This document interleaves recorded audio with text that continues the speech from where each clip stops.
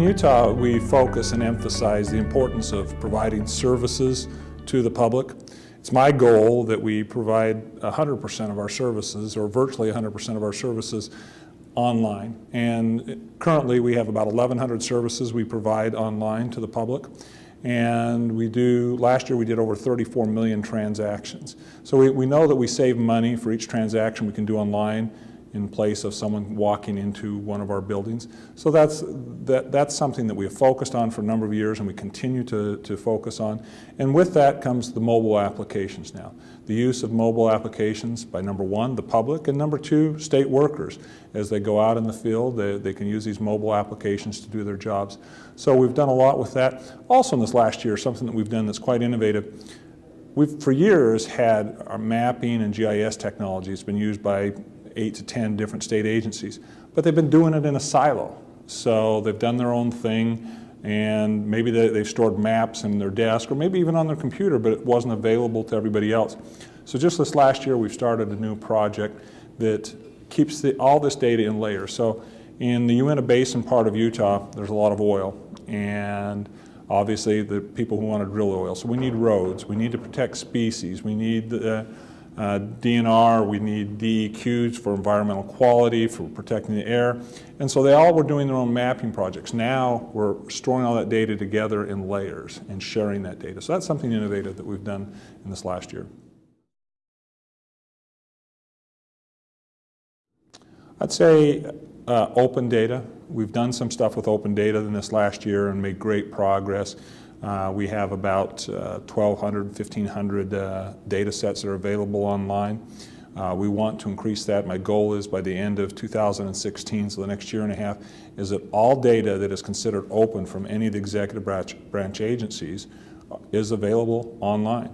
We've also been focusing on accessibility, especially for the blind and deaf. Our goal is to have all of our new applications as we develop them, and any software that we purchase, we want to make sure it's accessible and usable by the blind and the deaf. We've been working with the National Federation of the Blind, the local chapter in Utah, and they've been great partners. So that's one of our focuses right now.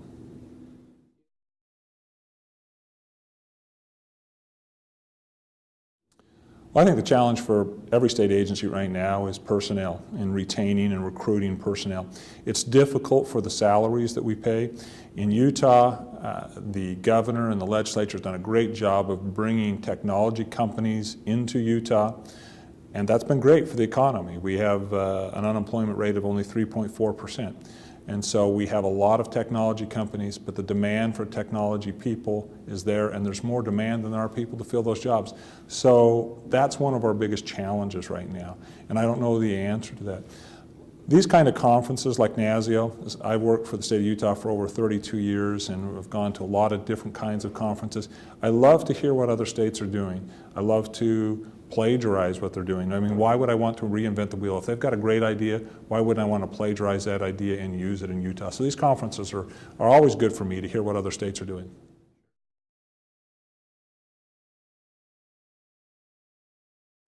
The state of Utah does a great job. Not so much my department, but we've assisted. The Utah Department of Transportation, for example, they use sensors, all kinds of sensors and technology, Internet of Things.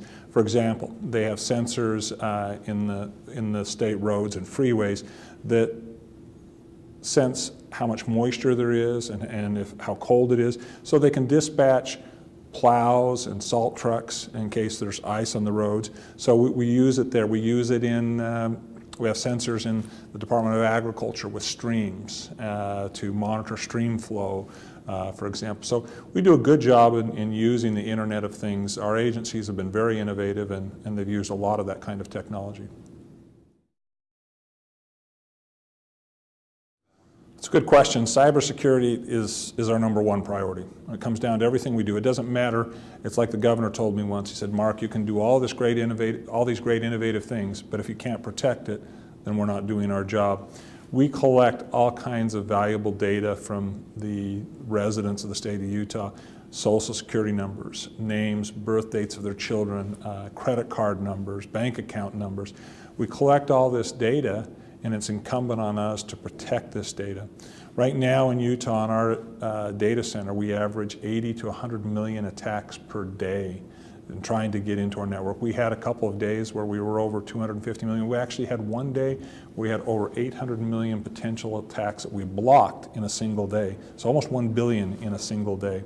We've had multiple months where we had over 3 billion attacks in the month.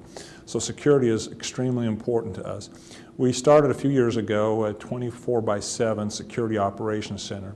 We're focusing on that and looking at ways that we can improve that security operations center.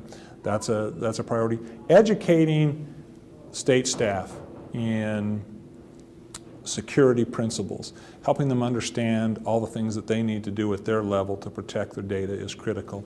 We have a vulnerability management system that I can't go into in detail in this short period of time, that we look at every server and determine where there are vulnerabilities and what we can do to harden those servers and better protect our data.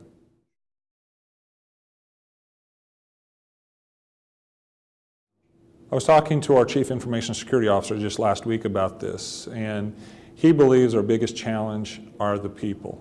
He says you can't protect against dumb users that do stupid things. One of those things that they do is fall for phishing attempts, and they give away their credentials. And if a bad actor gets into this individual's PC with a keylogger, then who knows how much further they can get into a server. So it's our people and some of the mistakes that they make that make our system more vulnerable. I think that's our biggest issue. So we're trying, like I said, we're trying to focus on education and educating these users. We're looking at vulnerability management. Security, we have 4 pillars in the state of Utah, and security is that #1 pillar. That's our main focus.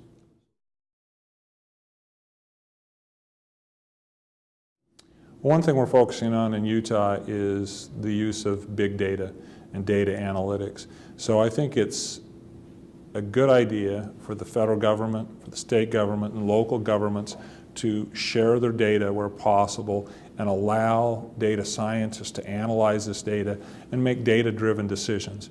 We're going to be promoting to the governor's office in the next few weeks a business case on doing more with data analytics, using data science to make data-driven decisions. And we'd like to include federal government data and local data as well as just the state data.